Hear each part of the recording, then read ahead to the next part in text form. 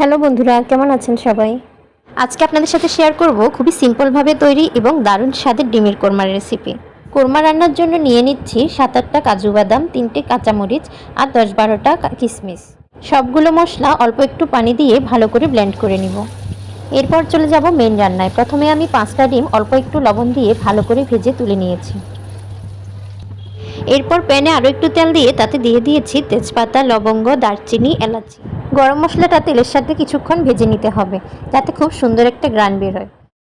এরপর দিয়ে দিব 1 কাপ পেঁয়াজ বাটা। চাইলে কুচানো পেঁয়াজটাও ব্যবহার করতে পারেন, তবে বাটা পেঁয়াজটা দিলে খেতে একটু বেশি ভালো লাগে। তেলের সাথে পেঁয়াজটা কিছুক্ষণ ভেজে নিচ্ছি। তারপর এখানে দিয়ে দিচ্ছি 1 চামচ রসুন বাটা আর 1 চামচ আদা বাটা।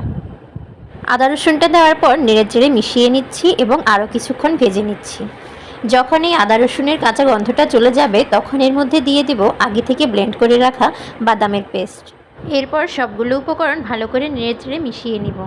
মিশানো হয়ে গেলে এর পর্যায়ে দিয়ে দেব কিছু গুঁড়া মশলা। দিয়ে দিব 1/2 চামচ করে মরিচের গুঁড়া, জিরার গুঁড়া আর ধনিয়ার গুঁড়া।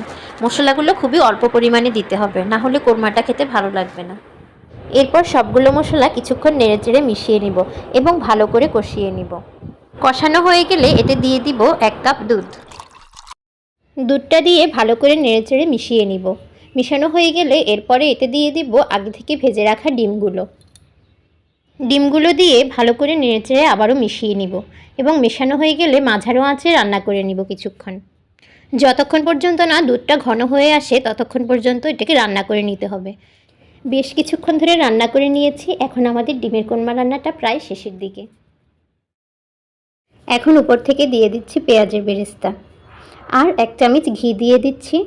খুব সুন্দর একটা ফ্লেভার আসবে। এই তো কোরমা রান্নাটা শেষ হয়ে গেল। রান্নাটি কেমন লাগলো জানাতে ভুলবেন না কিন্তু। টাটা।